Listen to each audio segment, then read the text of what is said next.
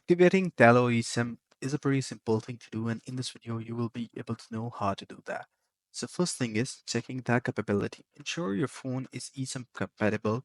So how you guys can check that, simply open up a Google Chrome on your mobile phone, search GSM Arena. And once you have searched GSM Arena, just type in your phone name and you will get all the specification details about it. And if you have mobile phone box with you, you will be able to know the eSIM compatibility right on the box. So after that, all you have to do is to order the eSIM using the Tello account. Here, you guys can buy the eSIM right from here. So all you have to do is to go to franchise near your home and then simply buy the eSIM. After that, you will receive a QR code. Once the order is placed, you will get an activation QR code in your Tello account.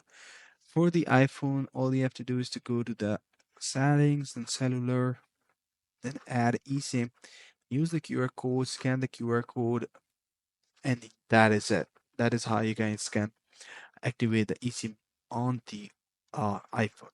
So for the Android, go to the setting, then go to the connection, then in the SIM manager, add eSIM, and then scan the QR code. So this is how you guys can do it. I hope you found this video helpful.